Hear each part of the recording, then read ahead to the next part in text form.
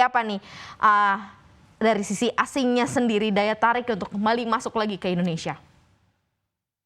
Ya memang seperti tadi Maria katakan ini kan Indonesia lebih bebas dari berkonflik ya daripada yang bersentuhan langsung seperti di negara-negara Eropa. Jadi dana asing utamanya masuk sini, apalagi kita tahu kan kita kan ekspor komoditas ya, di mana ketika ada perang ini komoditi super cycle harga-harga komoditas juga akan melesat kencang seperti itu. Jadinya ke depannya ketika komoditas melesat kencang ya emang asing lebih menarik untuk masuk ke bursa kita saat ini seperti itu. Oke, tadi sudah di-mention juga ya untuk, komoditas, kemudian juga respon dari beberapa saham-saham energi juga naiknya cukup signifikan ya. Ini temporary, karena memang terjadinya konflik ataukah memang ini, termasuk performa yang cukup bisa, menengah panjang begitu untuk saham-saham berbasis komoditas nih, Put?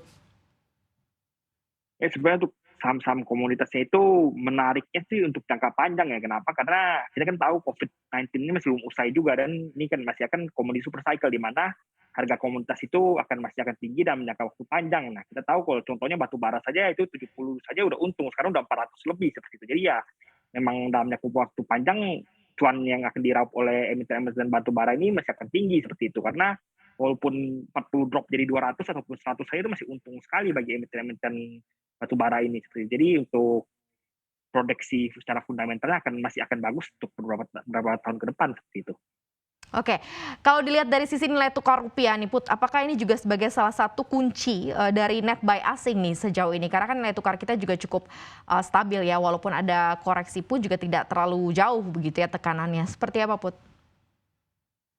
Ya tentu saja salah satu yang disenangi asing kalau misalnya nilai tukar rupiah stabil ya, artinya nggak akan ada banyak masalah ketika mereka masuk ke sini seperti itu. Jadi memang dengan stabilnya rupiah juga jadi makin menjadi asing juga makin senang untuk masuk ke bursa kita seperti itu. Ya kita bisa lihat dari kemarin tuh net buy terus sampai IHSG udah all time high beberapa kali seperti itu. Jadi untuk kedepannya tampak-tampak dari net buy asing ini masih berlanjut lah paling tidak sampai di bulan ini. Gitu.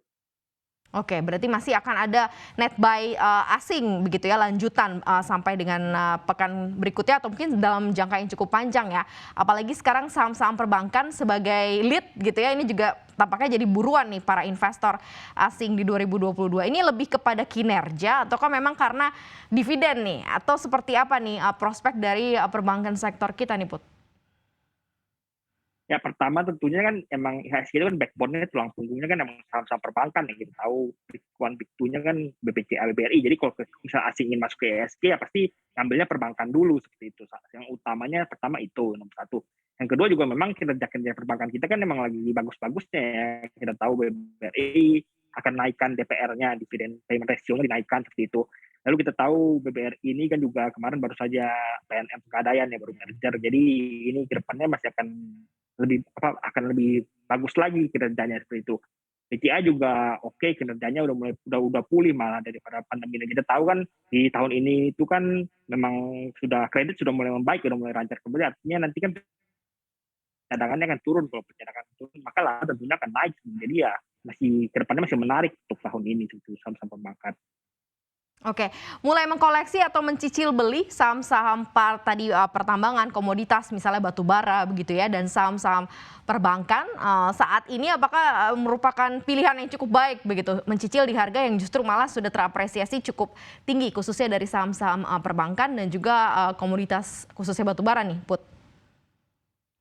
Kalau batu bara itu kalau misalnya udah ada barang justru malah harusnya cicil jual ya, kita tahu harga batu bara sendiri kemarin baru sudah retrace, jadi ya kemungkinan dalam waktu ke depan itu ada kemungkinan untuk harga saham-saham batu bara juga retrace. Nah untuk komoditas yang menarik itu masih CPO ya, kita tahu CPO-nya juga udah terbang tinggi.